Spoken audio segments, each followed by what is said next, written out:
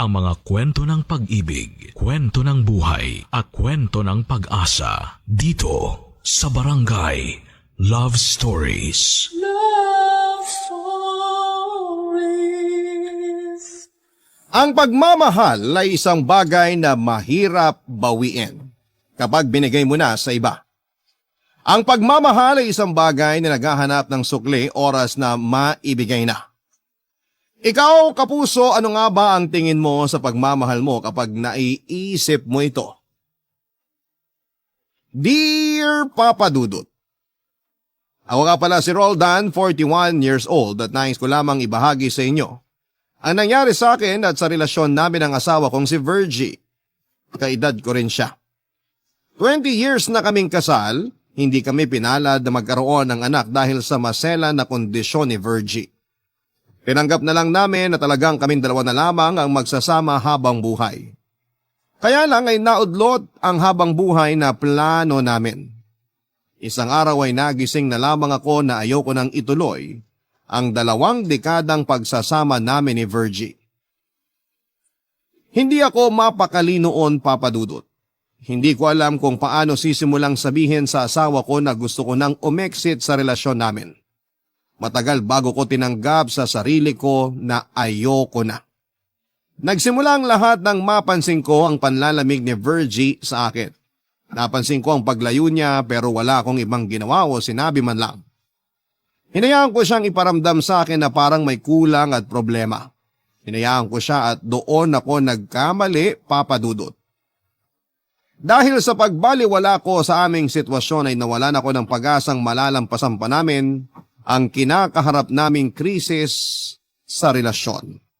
Wala ni isa man sa amin ang umiimik sa kung ano nga ba talaga ang nangyayari. Iyon ang problemang nakita ko noon sa pagsasama namin. Mahina kaming iparating sa bawat isa ang mga napapansin naming problema. Isa marahil yon sa mga pinakamalaking dahilan kung bakit naisipan kong bumitaw na kahit alam kong dapat pa akong makipaglaban. Isang araw ay nilapitan ko siya noong hindi ko na matiis pa ang napapansin ko sa kanya.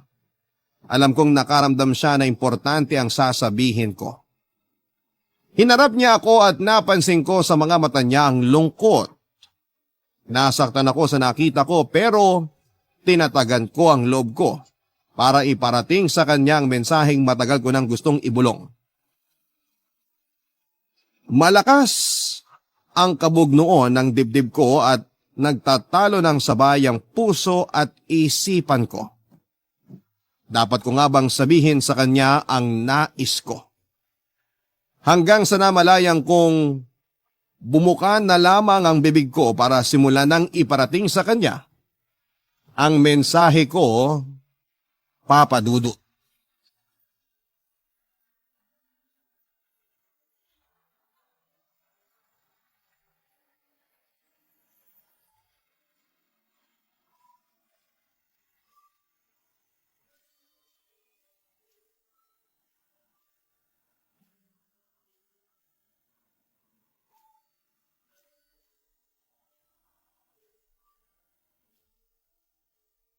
Virgie, pwede ka bang makausap saglit? Oo naman. Importante ba? Sana. Tungkol saan? Sa atin. Parang alam ko na. Pareho naman nating alam dati pa. Pero bakit pareho tayong nananahimik lang? Siguro dahil nakasanayan? Ayaw mo na, 'di ba? Hindi ko na lang kasi kaya. Ang alin? Yung katahimikan sa pagitan natin? Bakit kasi pananahimik ang naiisip nating gawin pag may iba tayong nararamdaman? Sabi kasi ng iba, katahimikan ang solusyon sa mga problema. Pero sa atin, katahimikan ang problema. Alam ko. Ayoko naman makipaghiwalay sa'yo. 2 dekada na tayo mag-asawa. Kung yung tagal lang ang pagsasama natin ang dahilan mo para hindi ako iwan, huwag na lang, Roldan. Mas masakit kasi pakinggan eh. Alam kong meron pa rin akong pagmamahal para sa'yo kahit papano. Yung salitang papano, ang ibig sabihin lang niyan, wala na talaga.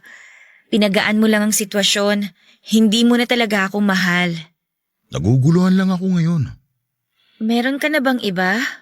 Alam nating pareho na wala. Nadala lang ako sa pader sa pagitan nating dalawa. Hindi kita malapitan. Hindi kita marinig. Hindi na rin kita halos makilala. Kasalanan ko nga. Kasalanan natin. Ako nagsimulang bumuo ng pader sa pagitan nating dalawa. Alam ko may dahilan ka kung bakit mo binuo ang pader na yon. Alam mo ba ang dahilan? Hindi. Kasi nga nanahimik ka. Roldan, pinapalaya na kita. Hindi mo man lang ako ipaglalaban? Di ba nga sabi mo ayaw mo na? Pero di mo naman matatanggal sa akin na umasa pa. Lalo ngayong nakakausap na kita. Roldan, hindi na. Okay na. Bago ka pa magsalita, tinanggap ko nang matatapos na tayong dalawa. Ganun mo lang yung kadaling tinanggap. Samantalang ako ang tagal kong tiniis yung sakit. Bago ako nagdesisyong lapitan ka. Sana nga hindi mo na lang tiniis yung sakit eh. Sana una pa lang nilapitan mo na ako. Para nakaalis ka na. Para naiplano mo na ang mga susunod mong gagawin. Baka kung sinabi mo nang mas maaga sa akin, nasa gitna na tayo ng paglimot sa isa't isa ngayon. Imposibleng makalimutan kita. Mahihirapan din akong kalimutan ka. Kaya nga, parehas tayo.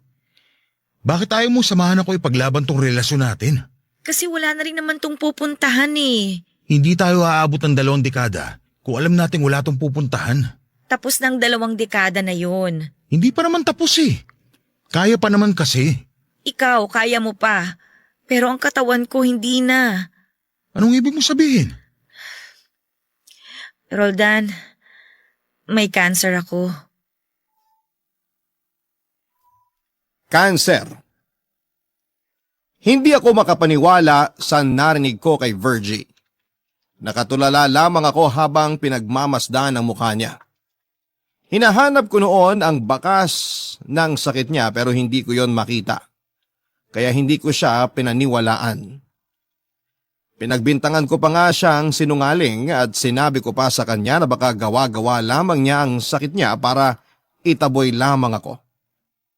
Hinanapan ko siya ng valid na reason kung bakit pinipilit niya akong makipaghiwalay sa kanya. Naiyak na lamang siya dahil hindi ko siya magawang paniwalaan. Nakonsensya naman ako at saka niyakap siya. At doon ko napatunayan na meron nga siyang dinaramdam. Nakita ko may mga bakas sa kanyang balat at yun na ang senyales na meron nga siyang sakit. Doon pa lamang ako naniwala. Pero ang puso ko ay nahirapang tanggapin ang lahat. Nag-iyakan na lamang kaming pareho dahil sa pagtanggap namin sa binigay na pagsubok ng Panginoon. Wala namang kaming laban kung yon ang itinakda. Pero sa puso ko ay umaasa kung isa lamang yung panaginip at malayo sa katotohanan. Pinag-usapan naming dalawang tungkol sa sakit niya at halos hindi ako makapaniwala sa mga narinig ko. Nilihim niya sa akin ang halos 1 taon ang kalagayan niya. Kaya ako natahi ang mga panahong nananahimik siya at naging detached sa akin. Yun pala ang naging dahilan niya, Papa Dudut. Inakala kong ayaw na niya at nagsasawa na siya sa akin. Inakala ko na ang pananahimik niya ay paraan niya para iparamdam sa akin na ayaw na niya. Mas lalo tuloy akong nakonsensya dahil meron na pala siyang pinagdaraanan pero hindi ko man lang nakita yon. Kaya naman pinangako ko sa kanya na hindi ko siya iiwanan habang nakikipaglaban siya sa sakit niya. Kahit na ilang beses na niya akong tinaboy ay hindi ako nagpatinag. Gusto kong mas mapalapit sa kanya sa mga panahong alam kong pwede na siyang bumigay. Hindi ako nakinig sa pagtataboy niya sa akin. Mas nangibabaw ang kagustuhan kong may masandalan siya sa isang pagsubok na magpapatatag sa kanya. Kahit ang hirap niyang pagmasdan noon habang nakikipaglaban sa sakit niya.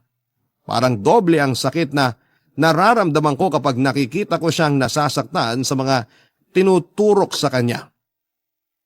Kung pwede lang kunin kahit kalahati ng sakit niya, Papa Dudut, baka ginawa ko na yon.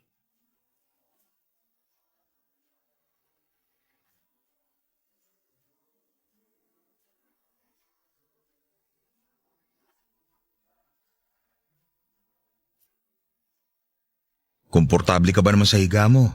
Nakailang tanong ka na. Parang ayaw mong maniwalang oo. Gusto ko lang makasiguro.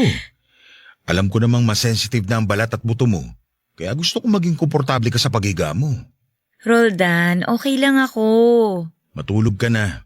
Andito lang ako. Babantayan kita. Hindi mo naman kailangang gawin. Ayaw mo bang maniwalang okay na ako? Hanggat hindi nauubos ang kanser sa katawan mo, hindi ako maniniwalang okay ka. Dapat nga pinapalakas mo ang loob ko eh. Dapat nakikisama ka maniwala na okay ako. Gusto ko lang maging totoo. Ayoko maging kampante na okay ka, kahit hindi. Masyado mo namang sineseryoso tong sakit ko. Virgin naman, may kanser ka. Hindi ko pwedeng gawing biro lang yan. Ay, oo na, sige na. Magpahinga ka na. Maaga pa tayong pupunta sa ospital bukas. Kung pwede lang kasing wag nang pumunta sa ospital eh. Paano ka gagaling kung hindi ka pupunta sa ospital? Gaano ka ba kasigurado na ospital ang magpapagaling sa akin? Ang dami kayang namamatay sa ospital. Ikaw naman to nagiging nega sa ating dalawa. Gusto ko lang ding maging totoo. Ayoko maging kampante na ospital ang magpapagaling sa akin. Tulong lang ang ospital sa paggaling mo. Nakasalalay pa rin sa katawan mo ang lahat. Kaya gawin natin ang lahat para maging maayos ang kondisyon ng katawan mo. Roldan, laban ko na lang kasi itong mag-isa. Tanggap ko na kung hindi na maibabalik sa dating kondisyon ng katawan ko. Ilang beses ko bang kailangan sabihin yun sa'yo? Hanggat nakakadilat yung mga mata mo, aasa akong gagaling ka. Huwag ka na makipagtalo sa akin. Baka manghina ka pa. Ikaw ang wag nang makipagtalo sa akin. Tanggapin mo na lang kung ano yung desisyon ko sa buhay ko at desisyon ko para sa relasyon natin. Yan ka na naman. Roldan, klaro na sa akin na ayoko nang paasahin ka pa. Tapos na tayo. Saka na natin pagdesisyonan ng gagawin sa relasyon natin kapag gumaling ka na. Kaya mo lang naman nasasabi yan sa ngayon dahil nawawalan ka na ng pag-asa. Praktikal lang ako mag-isip at hindi to dahil sa wala na akong pag-asa. Cancer ang dumapo sa akin, Roldan. Hindi to parang lagnat na kayang pagalingin ng pahinga at paracetamol. Ayoko ng pag-usapan to. Basta andito lang ako. Hindi ako aalis. Hindi ako papayag na mahiwalay sa'yo. Basta ang sa akin, hiwalay na tayo. At gusto ko, kung gusto mong ayusin ko ang kondisyon ng katawan ko, tanggapin mo na rin na hiwalay na tayo. Virgin naman. At gusto ko habang ganito pa ang kalagayan ko, maghanap ka na ng babaeng mamahalin mo, Roldan. Ano bang pinagsasabi mo? Akala mo ba ganun lang kadaling gawin yon? Kaya nga pinapadali ko ng sitwasyon para sa'yo. Pinapalaya na kita. Binibigay ko na sa'yo ang pahintulot na magmahal na ng iba. Hindi mo ako madidiktahan sa ganyan. Ako pa rin ang magpapasya sa kung ano ang gusto kong gawin. Sige, magdedesisyon na rin akong tapusin na mas maagang buhay ko. Huwag kang magsalita ng ganyan. Hindi na ako natutuwa ah. Huling-hiling ko na sa'yo to. Pagbigyan mo na ako. Hiling ko yun para sa'yo. Ayokong iwan ka sa mundong to na walang makakasamang bago. Hindi ko kailangan ng makakasamang bago. Sa ngayon nasasabi mo yan. Pero kapag niyakap ka na ng lungkot, tapos wala ako sa tabi mo, maghahanap ka rin ng makakasama mo. Maniwala ka. Tao ka lang din, Roldan.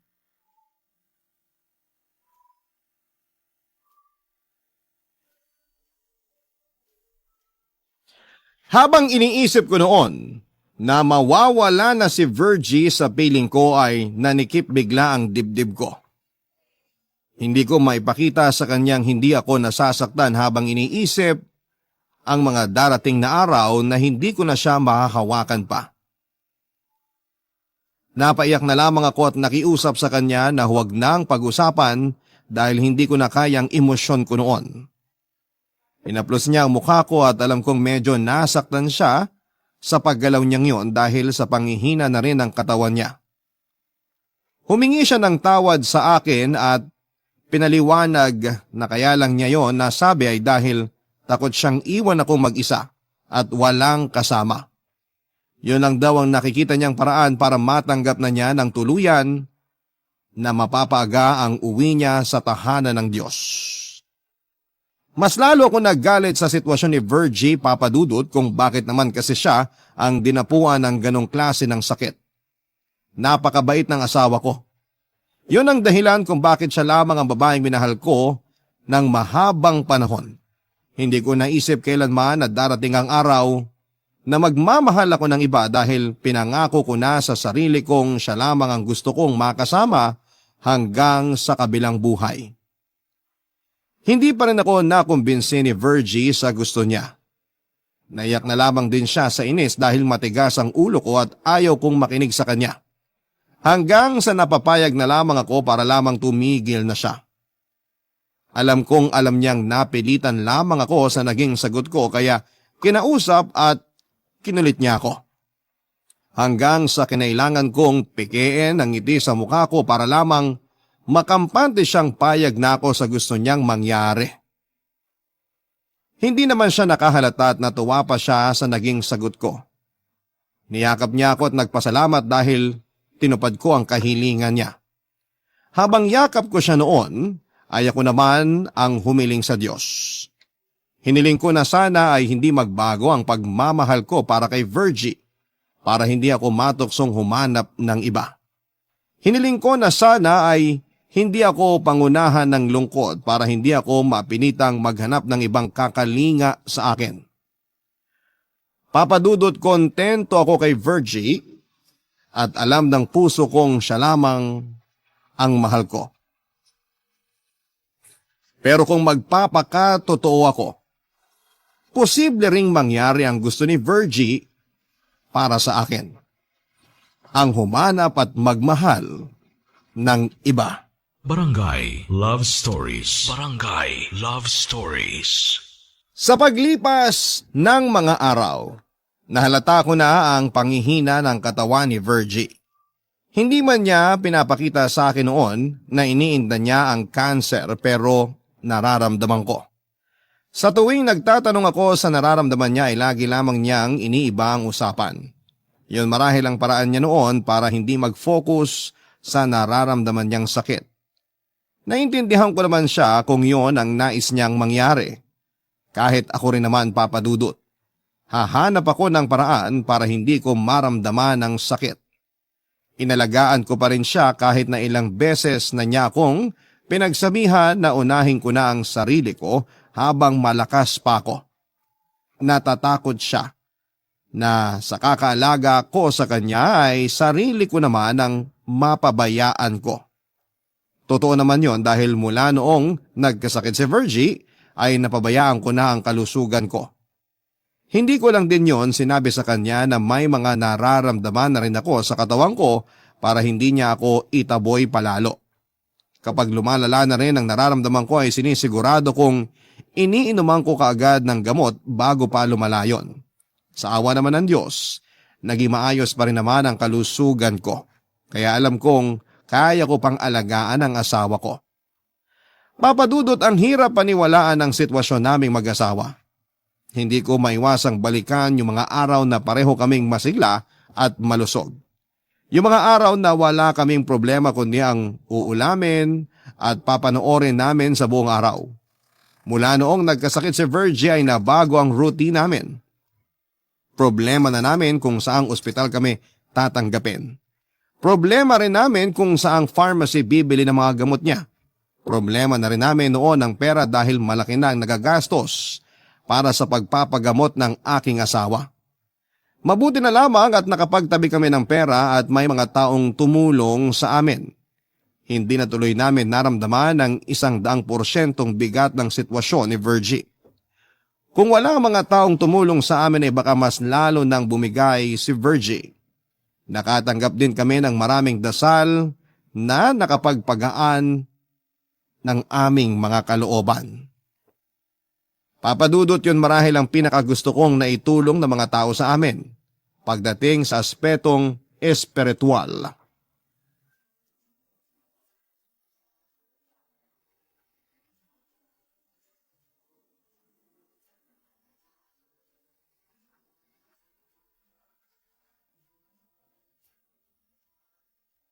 Ano ang nararamdaman mo ngayon? May masakit ba sa'yo? Nag-text kasi si Doc eh. Okay lang bang wag muna nating pag-usapan ng nararamdaman ko? Kailangan kasi nating i-update si Doc. Lalo na't may bago kang iniinom na gamot ngayon. Mamaya ka na makipag-usap kay Doc. Gusto ko lang munang maging masaya ngayon. Ayoko munang isipin yung tungkol sa sakit ko. Okay, Pero mamaya kailangan natin kausapin si Doc, ha? At kung meron kang nararamdamang iba, please, mag-update tayo sa kanya. Sige, Anong gusto mong gawin? gusto ko lang mag-isip ng masasayang bagay. Isipin mo yung paborito mong ice cream. Parang malulungkot lang ako kapag inisip ko yun. O bakit naman? Comfort food mo kaya ang ice cream? Yun na nga eh. Comfort food na hindi ko na pwedeng kainin dahil sa kalagayan ko. Nakakalungkot yun, di ba? Ay, oo nga pala. Sorry. Hindi mo naman kasalanan kung bakit hindi ako pwedeng kumain ng ice cream. Basta magpagaling ka lang. Promise ko sa'yo kahit pabrika ng ice cream bibilhin ko. Tuparin mo yan, ha? Kailan ba ako nangako na hindi ko tinupad? Yung pangako mo sa akin na maghahanap ka ng kapalit ko. Hindi ko yung pinangako, ha? Saka wag mo nga sabihin sa akin na maghanap ako ng kapalit mo. Para namang damit ka lang napapalitan ko. May usapan tayo, di ba? Meron akong crush sa office. Kailan mo liligawan? Crush pa lang naman. Hindi ako sigurado kung gusto ko bang... Kung gusto kong... Kung gusto mo siyang maging girlfriend? Hindi lang talaga ako komportable sa ganitong usapan. Masanay ka na. Kasi araw-araw hindi na kita titigilan hanggat hindi mo nililigawan yung crush mo. Crush pa lang naman yun. Baka di ko rin gustong ligawan. Try ko sa iba. Ano ka ba? Sa crush naman nagsisimula ang lahat. Di ba nga crush mo ako nung college tayo? Kaya nga niligawan mo kagad ako nun bago matapos ang SEM eh. Ay oo, naalala ko yun. Grabe yung kaba ko nung inabutan kita ng shawarma. Yun kasi yung napansin kong lagi mo binibili kapag nasa labas ng campus. Tapos... Oops! Tama na. Ayoko nang pag-usapan ng nakaraan natin kasi tapos na yon.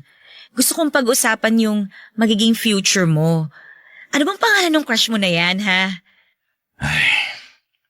Marie, mas bata sa atin ng 5 years. HR personnel. O tapos? Anong tapos? Ang damot mo naman sa detalye. Samantalang pag tayo ang topic, kulang na lang pati kulay ng karne ng shawarma di-describe mo pa. Kasi tayo yun. Importante sa akin na bawat alaalang meron tayo. Importante rin naman yun sa akin, kaya lang mas importante yung ngayon. Mas importante na pag-usapan natin si Marie. Kumusta siya? Maganda ba siya? Matangkad? Maganda ba yung ngipin niya? Ano yung pinakagusto mo sa kanya? Yung ngiti niya kapag nakakasalubong ko siya. Maputi bang ngipin niya? Oo, saka may dimple sa magkabilang pisngi. Ay, sana all! Ako ang butas lang sa mukha ko, yung butas ng nagkabulutong tubig ako. Mas maganda ka naman sa kanya, no? Ay, nako, bolero! Totoo naman. Naalala ko nung una kita nakita. Naka-mint green ka na bestida tapos... Sabi nang wag na nating pag-usapan yung nakaraan natin eh. Paano ka makaka-move on yan sa akin? hindi naman ako makaka-move on sa'yo. Balang araw makaka-move on ka rin sa akin. Basta ituon mo lang yung lahat ng attention mo kay Marie. Lagi mong aalalahanin yung unang beses na nakita mo siya. Yung unang beses na nginitian ka niya. Kung gaano kaputi yung mga ngipin niya. Ay, wait lang. Napansin mo ba kung anong kulay ng mga mata niya? Lagi mong aalalahanin yung unang beses na nakita mo siya. Yan ang gustong mangyari noon ni Virgie, ang alalahanin ko lagi ang unang pagkikita namin ni Marie. Pero ang rumirehistro sa utak ko ay ang unang beses na nakita ko si Virgie suot ang mint green na bestida niya habang malamyos ang lakad niya, na sinasabayan ng hangin sa paligid. Napakaganda niyang tingnan lalo na noong umiti siya at tumaplos ang buhok niya sa pisngi niya. Hindi ko yun pwedeng makalimutan, Papa Dudut. Napakaputi ng ngipin niya na kahit perlas ay mahihiya kapag tinapat sa kanya. Ang kulay ng mata ni Virgie kasing itim ng tinta ng ballpen. Ganun ko napansin lahat ng detalye sa kanya na hindi ko nagawang gawin kay Marie. Oo, at maganda nga si Marie at aaminin kong nagkaroon ako ng counting crush sa kanya dahil mabait siya sa akin. Pero hindi noon kayang tumbasan ang pagmamahal ko para sa asawa ko. Kaya naiinis akong pinipilit ni Virgie na piliin ko na si Marie. Tinuturuan pa niya ako kung paano lalapitan si Marie. Hindi ako komportable habang kunwari ay nakikinig sa mga payo niya para magustuhan ako ni Marie. Wala na rin ako nagawa ng pilitin niyang i-date ko si Marie. Tinakot ako ni Virgie na hindi magsasabi kung may iba siyang nararamdaman sa katawan niya. Kaya napapayag ako sa gusto niya. Inaya ko na makipag-date si Marie at noong una ay nagtataka siya dahil alam niyang may asawa na ako pero pinaliwanag ko sa kanyang sitwasyon. Doon pa lang pwede nang umatras noon si Marie pero pumayag siyang makipag-date sa akin. Sinabi niyang naiintindihan niya ang sitwasyon ko. Medyo gumaan ang pakiramdam ko sa nangyari at doon na nga kami nagsimulang lumabas. Kahit kasama ko na noon ang mabait at maunawain na si Marie ay hindi ko pa rin maiwasang maisip ang asawa ko. Hindi ko alam noon kung hanggang kailan magtitiis si Marie na samahan ako sa mga date na asawa ko naman ang nag-decide. Mabait naman at masarap kausap si Marie, Papa Dudut, pero hindi siya si Virgie. Hindi siya ang asawa ko. Hindi siya ang mahal ko.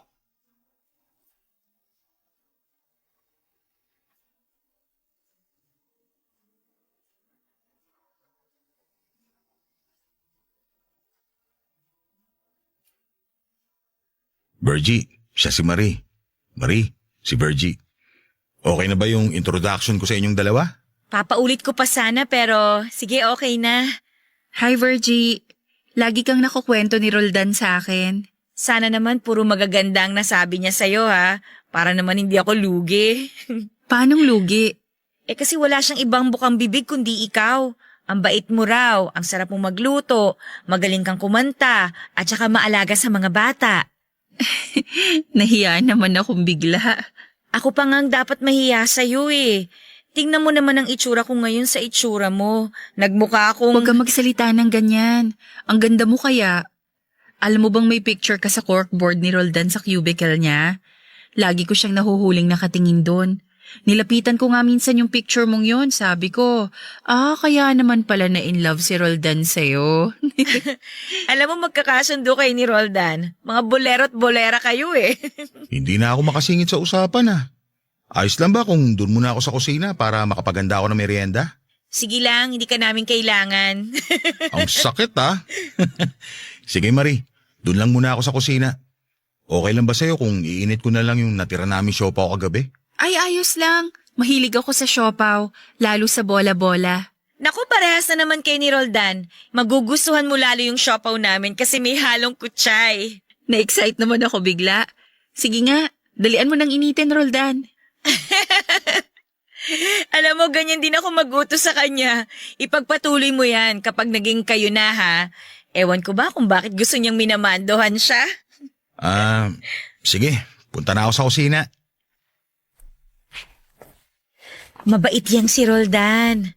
Oo nga. Sana hindi ka mawirduhan sa sitwasyon namin ha.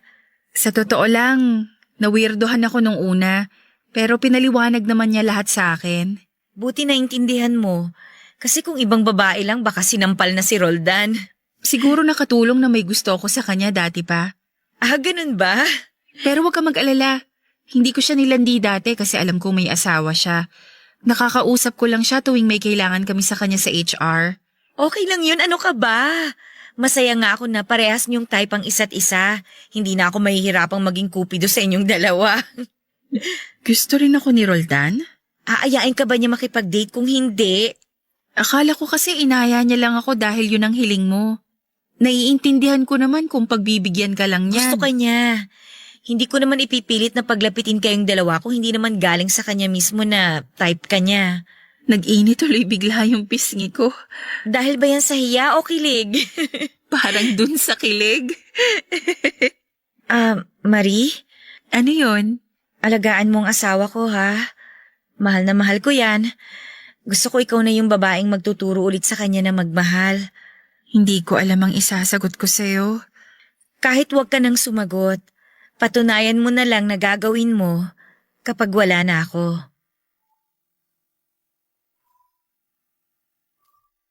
Ang hindi nila alam, pareho ko silang narinig mula sa kusina.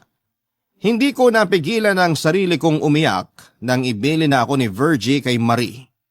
Malakas pa naman siya kahit papaano noon pero kung umasta siya ay akala mo'y huling oras na niya sa mundo. Natagalan Papa Dudut bago ako bumalik sa sala kung saan ay andon silang dalawa. Parang hindi ko pa noon kayang harapin silang pareho dahil sa mga narinig ko. Pero alam kong makakahalata na si Virgie. Nagpapanggap akong masaya noong makabalik na ako sa sala at inabutan ko sila ng merienda at sumali na sa kwentuhan. Panay noon ang tukso ni Virgie sa akin kay Marie at pinagtabi pa niya kaming pareho ni Marie sa upuan at nakangiti siya sa aming dalawa. Nakita ko ang saya sa mga mata ng asawa ko habang nakatingin sa amin. Ramdam ko noon na sensero ang kagustuhan niyang maging masaya na ako sa piling ng ibang babae.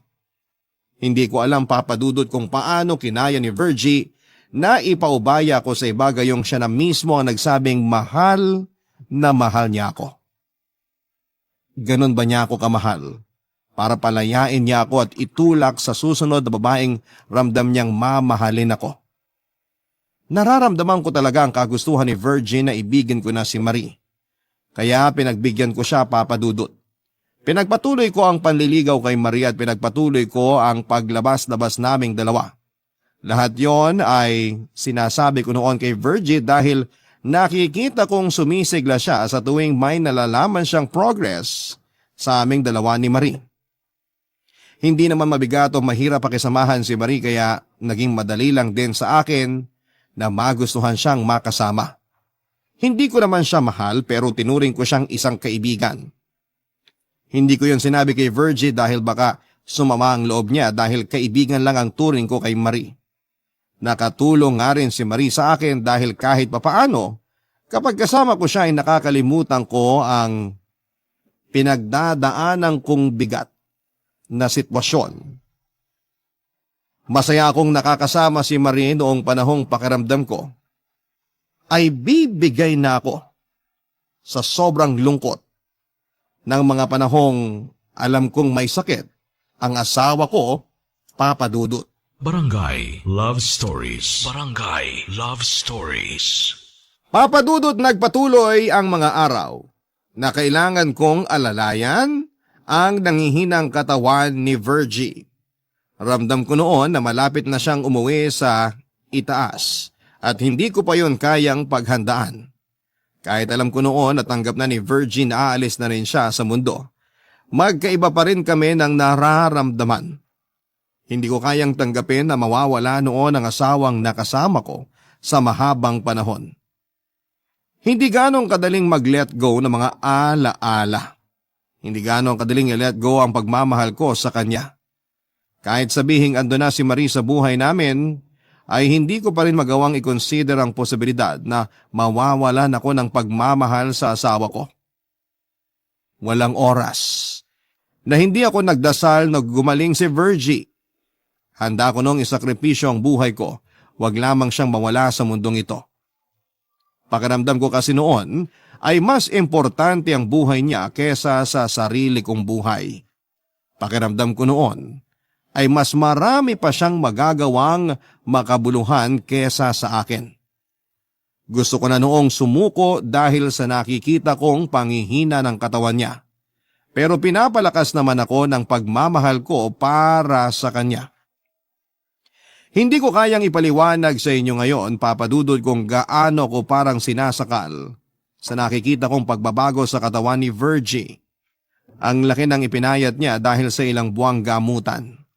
Hindi ko na nga siya halos makilala noon lalo't nagtuloy-tuloy ang pamumutla at pagkawala ng buhok niya. Pati ang boses niya ay unti-unti nang binabawi sa kanya.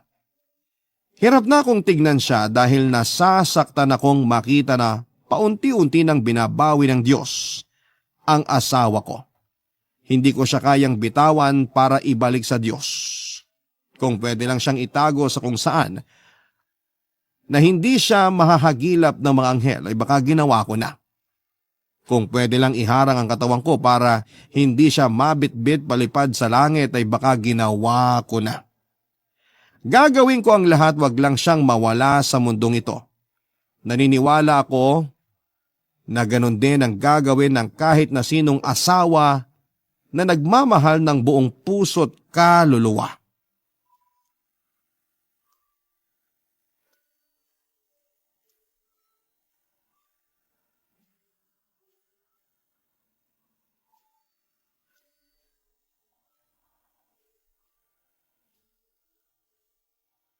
Kanina ka pa pumipikit dyan ah. Natatakot na ako ah. Okay lang ako. Natatakot nga ako. Parang di ka komportable. May masakit ba sa'yo? Meron. Tara na sa ospital. Hintayin mo ako. Kukunin ko lang yung jacket mo. Ayoko na munang pumunta sa ospital. Magtatalo na naman tayo, Virgie. Alam mo kailangan mong pumunta ng ospital. Alam ko naman yun. Gusto ko lang ipahinga yung ilong ko sa amoy ng ospital. Mas lalo kasing sumasama ang pakiramdam ko ron eh. Pero Pagbigyan mo naman ako ngayon, please. Kahit ilang oras lang. alam mo kung gaano kahalaga ang bawat segundo sa kalagayan mo. Alam ko rin naman yun eh. Pero mas gusto ko nandito lang ako sa tabi mo. Mas kumakalma ako. Virgie naman. Please, Roldan. Ngayon lang. Sige, pero babantayan kita. Matulog ka na. Andito lang ako sa tabi mo. Ayokong matulog. Kung hindi ka pupunta sa ospital, kailangan itulog mo yung nararamdaman mong sakit. Makabawas man lang. Alam mo kung ano yung makakabawas ng sakit sa akin? Ano? Pag-usapan natin ang nakaraan. Akala ko ba ayaw mo nang pag-usapan yung nakaraan? Di ba nga lagi mo sinasabi na yung ngayon at bukas ang mahalaga? Sa sitwasyon ko ngayon, mahalaga pala yung nakaraan. Kasi sa nakaraan, malakas ako. Sa nakaraan, masaya ako, tsaka malusog. Kung pwede lang sanang bumalik sa nakaraan. Balikan natin ngayon. Pwede naman, di ba? Gusto mong balikan yung unang date natin? Naalala ko yun. Sa Fort Santiago tayo pumunta. Nakapajama lang tayo pareho kasi sabi mo, sa ganung suot kang komportable. Tapos nagbaon tayo ng ginataang tulingan. Nasinabay natin sa malamig na taho na walang arnibal. Kakaiba rin yung trip natin noon, ano? Oo, laging kakaiba yung trip natin lalo na pagdating sa mga pagkain. Lagi tayong hinuhusgahan sa mga pinagpapares nating pagkain. Naalala ko, pinaris natin yung durian ice cream sa pinakbet. Yung burong isda at peanut butter. Ang sarap nun, di ba? Pero yung ibang nakakita, gusto na nilang masuka. Naalala ko na ospital pa tayo dahil sa mga combo natin sa pagkain. Naalala ko nga walang gustong sumabay sa ating kumain kasi nawawalan sila ng gana. Okay lang na di sila makisabay. Ayoko naman kasing nagbibigay ng pagkain sa iba. Kahit naman ialok mo sa kanila yung pagkain natin, tatanggihan din nila. Kaya nga gusto ko yung mga kinakain natin. Kasi siguradong walang makikihingi. Kahit kayong aso, ginudge tayo sa food choices natin. Na-trauma pa kamo yung mga aso nung binigyan natin ng pandesal na sinawsaw sa toyo at maraming suka. Nakakamiss kumain ng ganung mga pagkain. Nakakamiss maging malusog. Babawi tayo kapag lumakas ka na. Pero paano kung hindi na? Lalakas ka pa. Magtiwala ka lang sa sikmura mo. Paano kung wala na akong tiwalang gagaling pa ako? Kasi rinig ko nang humihiyaw tong katawan ko na gusto nang huminto sa paggaling. Pagod na ako, Roldan. Pagod na ako.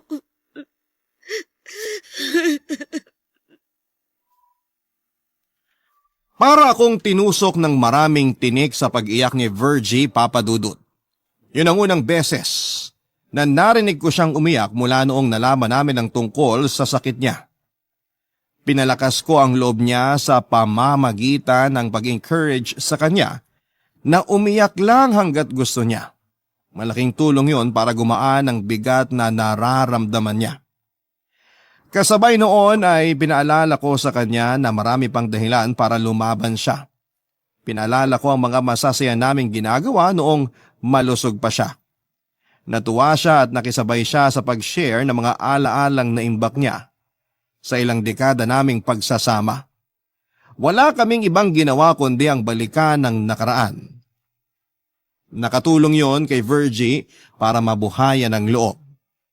Nakatulong din yon sa akin para maalalayan siya sa kinakaharap niya. Ginawa naming routine yon sa tuwing nangihina na siya at ayaw nang lumaban.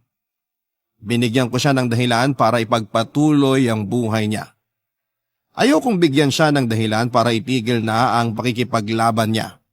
Kaya naman, Binalikan ko ang lahat ng pictures naming dalawa para may manumbalik sa aking mga alaala habang kasama ko siya. Kahit ako ay naiyak habang pinagmamasdan noon ang mga pictures naming dalawa. Marami kaming naipong mga alaala at patunay yon sa mga litrato namin.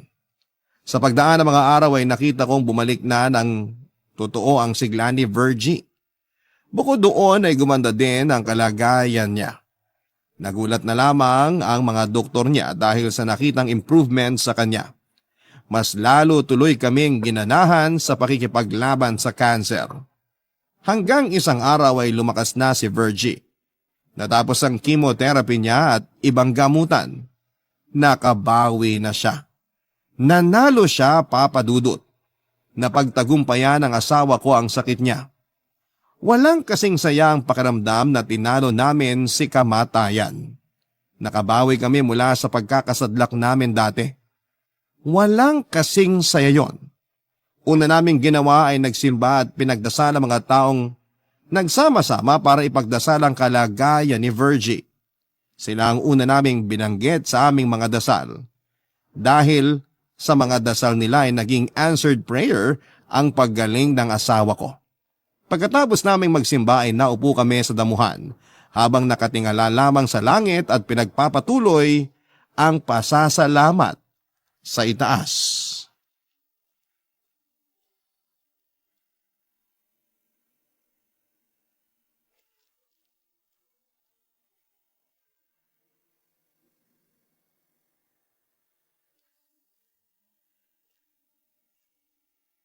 Ang sarap mabuhay.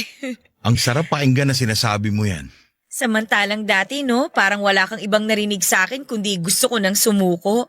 Gusto ko nang sumama sa liwanag. Buti nga ayaw pa ng Diyos na sumama ka sa kanya. Thank you, ah. Kahit naging pabigat ako sa'yo, hindi ka sumuko. Mag-thank you ka sa sarili mo. Ikaw mismong lumaban at tumalo sa sakit mo. Sumuporta lang ako. Kung hindi dahil sa suporta mo, hindi ko naman maaalalayan ang sarili ko. Eh di it's a tie. Thank you sa effort nating dalawa. Ang sarap mabuhay. Nasabi mo na yan kanina. Ang sarap lang kasing ulit-ulitin. Naiintindihan kita. Roldan, Bakit? handa na ako. Handa saan? Kinakabahan naman ako sa'yo. Huling sinabi mo yan nung pasuko ka na sa sakit mo. Iba to ngayon. Ano ba kasing ibig mong sabihin? Handa na ako sa second chance sa relasyon natin. Ha? Naisip ko lang kasi baka ito na yung paraan ni Lord para paglapitin tayong pareho. Ito yung pagsubok na magpapatatag sa ating dalawa sa pagsasama natin. Dati ko pa naman naisip yan. Di ba nga sinabi ko yan sa'yo? Oo, pero iba kasi ngayon. Ngayon na nakikita ko na yung dahilan ng pagsubok na yun sa atin. Ay, Wala ka bang ibang sasabihin? ang saya mabuhay. Linya ko yan eh. Wala na kasi akong ibang masabi. Totoo naman kasing masaya mabuhay. At mas magiging masaya pa kapag magkasama na ulit tayong dalawa. Lagi naman tayo magkasama. Ang ibig ko sabihin magkasama ulit tayo bilang tayo. Ay, Nag-promise ka sa akin na kapag okay na ako, kakain na tayo ng mga weird na pagkain. wag muna ngayon. Mas magpalakas ka pa. Promise ha? Oo naman.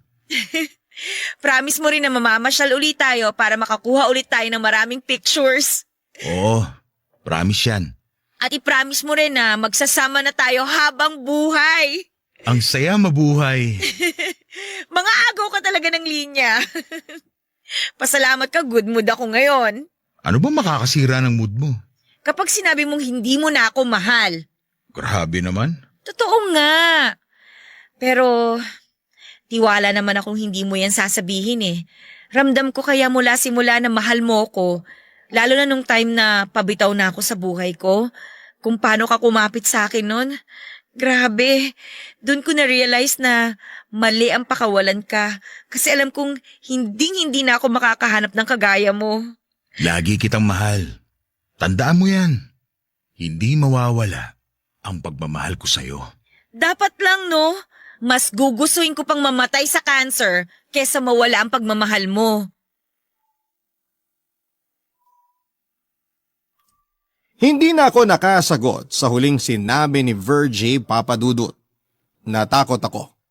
Natakot ako na kapag nalaman niya na wala na akong pagmamahal sa kanya ay hindi na siya magpatuloy pa sa laban niya para mabawi ng tuluyan ang kanyang buhay. Napatingin na lamang ako sa kanya at hindi ko alam kung paano sasabihin na hindi ko na siya mahal tulad ng dati.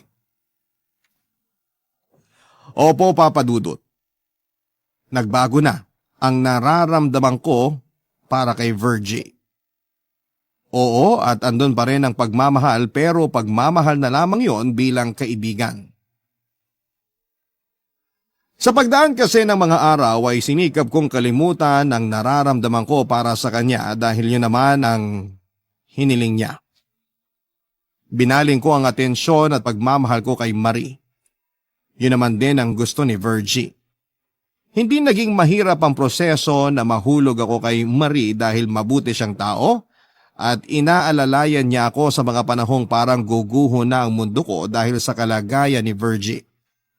Binangon ako ni Marie habang unti-unti akong binabagsak ng kalagayan ni Virgie. Bakit naman hindi ako mahuhulog sa kanya? Lalo na't simulat pa lamang ay may basbas na yon ni Virgie. Papa Dudut, hindi ko ngayon alam ang gagawin. Hindi ko masabi kay Virgie na kami na ni Marie. Napag-usapan na namin ni Marie ang tungkol dito pero hindi rin niya alam ang gagawin. Naawa siya kay Virgie pero mahal niya ako at handa niyang ipaglaban ang relasyon namin. Kaya po ako sumulat sa inyo ay para makahingi ng tulong sa mga tagapakinig ninyo. Hindi ko alam ang gagawin kung dapat bang ipagpatuloy ko ang relasyon namin ni Marie o ipagpatuloy ko ang naudlot na relasyon namin ni Virgie. Sana'y mapaliwanag ninyo sa akin ng maayos kung paano ko sasaluhin ang sitwasyon. Pareho ko silang ayaw masaktan, pareho silang mahalaga sa akin. May tiwala ako sa Barangay Love Stories na matutulungan ninyo ako sa sitwasyon ko. Hiling ko rin na sana ibigyan ninyo ako ng pangunawa sa mga pinagdadaanan ko sa ngayon dahil hindi biro ang maipit sa sitwasyong ito. Maraming salamat at ngayon pa lamang sa lahat ng mga kabarangay nating handang tumulong sa akin, ipagpapasalamat ko ito hanggang dulo. Isang malaking karangalan ang mapabilang sa inyong number 1 na programa. At higit sa lahat ay isang malaking karangalan ang mapakinggan ninyo ang kwento ko. Mabuhay ang Barangay LS. Ako ang inyong kabarangay forever, Roldan. Nagustuhan ng iyong napakinggan? Ituloy yan via live stream sa www.gmanetwork.com/radio. Barangay LS 97.1 Forever!